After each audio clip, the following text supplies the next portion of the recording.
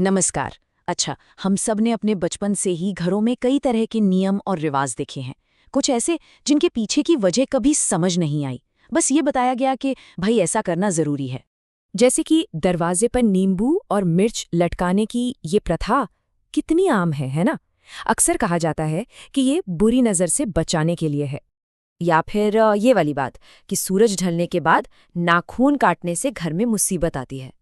ये एक ऐसा नियम है जो शायद कई लोगों ने सुना होगा। और एक और जो थोड़ी गंभीर बात है, जिसे लगभग हमेशा ही माना जाता है, किसी के अंतिम संस्कार से लौटने के बाद नहाना ही नहाना है। तो सवाल यही उठता है कि क्या ये सब सिर्फ सुनी सुनाई बातें हैं, अंधविश्वास हैं, या फिर हमारे पूर्वजों के पास इनके लिए कोई ठोस लॉजिकल वजह थी। चलिए आज इसी दिलचस्प सवाल की तह तक चलते हैं। देखिए, सबसे पहले ये समझना जरूरी है कि कोई भी प्रथा जब शुरू होती है तो उसके पीछे उस समय के हालात और ज़रूरतें होती हैं। ये नियम ऐसे ही नहीं बन गए, बल्कि ये उस दौर की समस्याओं के बड़े प्रैक्टिकल समाधान थे। नींबू मिर्च को हम बुरी नज़र से जोड़ते हैं, पर इसका असली लॉजिक बड़ा कमाल का है। पुराने जमाने में घर मिट्टी के हुआ करते थे। अब नींबू और मिर्च में होता है साइट्रिक एसिड। जब इसे एक सूती धागे में पिरोया जाता है तो धागा उस रस को सोख लेता है और एक खास तरह की महक छोड़ता है। ये महक कीड़े मकोड़ों को घर से दूर रखती थी। मतलब ये एक तरह का नेचुरल पेस्ट कंट्रोल था। अच्छा, रात में नाखून काटना, इसे अक्सर गरीबी से जोड़ दिया जाता है, लेकिन इसका असली तर्क तो बहुत ही सीधा और सिंपल है। सोचिए, उस जमाने में बिजली तो होती नहीं थी और लोग नाखून काटने के लिए चाकू या वैसे ही किसी तेज धार वाले औजार का इस्तेमाल करते थे। अब अंधेरे में ऐसा करने से उंगली कटने का खतरा कितना ज्यादा होता था। तो ये नियम बस सेफ्टी के लिए बनाया गया था। अंतिम संस्कार के बाद नहाने को आत्माओं के डर से जोड़ा जाता है, लेकिन इसका जो असल कारण था वो था प्योर हाइजीन। पुराने समय में डेड बॉडीज को प्रिजर्व करने के लिए आज जैसे केमिकल्स नहीं थे, जिससे शवों से बैक्टीरिया और इन्फेक्शन फैलने का खतरा बहुत ज्यादा होता था। तो घर के बच्चों और बड़ों को इस इन्फेक्शन से बचाने के लिए बाहर से आने के बाद नहाना और कपड़े बदलना कंपल्सरी था। और ग्रहण के टाइम पर बाहर न निकलने और कुछ ना खाने की सलाह दी जाती है। इसके पीछे दो साइंटिफिक वजहें थीं। पहली, ग्रहण के दौरान सूरज की जो हानिकारक यूवी किरणें होती हैं वो आंखों को सीधा नुकसान पहुंचा सकती हैं।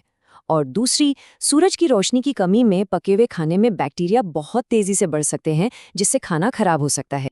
तो अब ये सब जानने के बाद दिमाग में एक सवाल तो आता ही है कि अगर इन सभी रिवाजों के पीछे इतने प्रैक्टिकल और साइंटिफिक कारण थे, तो फिर पीढ़ी दर पीढ़ी ये डर और अंधविश्वास में कैसे बदल गए? इस बदलाव के पीछे ना दो मेन वजह हैं। इन वजहों ने समय के साथ इन प्रथाओं का असली मतलब ही कहीं गायब कर दिया। पहला है डर का फैक्टर, यानी किसी नियम को मनवाने के लिए डर का इस्तेमाल करना। और दूसरा है संदर्भ का खो जाना, मतलब वक्त के साथ उस नियम की असली जरूरत ही खत्म हो गई। ये पूरी प्रोसेस 4 स्टेप्स में होती है। सबसे पहले एक प्रैक्टिकल नियम बनता है, फिर उसे मनवाने के लिए डर का सहारा लिया जाता है। धीरे धीरे समय के साथ नियम के पीछे की वजह भुला दी जाती है और आखिर में सिर्फ डर से जुड़ी वो आदत रह जाती है। तो हुआ ये कि क्यों गायब हो गया और सिर्फ क्या बाकी रह गया? डर का फैक्टर एक बहुत ही पावरफुल तरीका था। बच्चों को ये समझाने के बजाय कि रात में नाखून मत काटो, उंगली कट जाएगी, ये कहना ज्यादा असरदार था कि अगर रात में नाखून काटोगे तो राक्षस आ जाएगा। डर की वजह से नियम का पालन तो हो गया, लेकिन उसकी असली वजह कहीं पीछे छूट गई। और दूसरा कारण है कॉन्टेक्स्ट का खो जाना। जब हमारी लाइफस्टाइल बदल जाती है और पुरानी समस्याएं रहती ही नहीं, तब भी हम अक्सर उन पुराने नियमों को मानते रहते हैं, जैसा कि हम अगले उदाहरण में देखेंगे। इसका सबसे बेहतरीन उदाहरण है खाने की थाली के चारों ओर पानी घुमाना। जब लोग जमीन पर बैठकर खाते थे तो ये पानी की लाइन कीड़े मकोड़ों को थाली तक आने से रोकती थी, एक तरह की लक्ष्मण रेखा। आज हम डाइनिंग टेबल पर खाते हैं, जहां कीड़ों का कोई खतरा नहीं है, फिर भी ये प्रथा एक रस्म की तरह चलती आ रही है। कॉन्टेक्स्ट बदल गया पर आदत रह गई। तो इन सब बातों का निचोड़ क्या है? इसका मतलब यह है कि हमें अपनी परंपराओं को एक जिज्ञासु और थोड़ी आलोचनात्मक नज़र से देखना चाहिए। ये एक लाइन पूरी चर्चा का सार है। जब नींबू मिर्च का इस्तेमाल कीड़ों को भगाने के लिए होता है तो वो विज्ञान है, लेकिन जब उसे एक ट्रक के बम्पर से बांधकर ये उम्मीद की जाती है कि इससे एक्सीडेंट नहीं होगा तो वो अंधविश्वास बन जाता है। तो हमें ये समझना होगा कि हमारे पूर्वज बहुत प्रैक्टिकल लोग थे और उनकी प्रथाएं उस जमाने का साइंस थीं। प्रॉब्लम प्रथा में नहीं है, प्रॉब्लम है उसे बिना सोचे समझे आंख बंद करके मानने में। अपनी संस्कृति का असली सम्मान करने का मतलब है हर रिवाज के पीछे का क्यों पूछना और उसे समझना।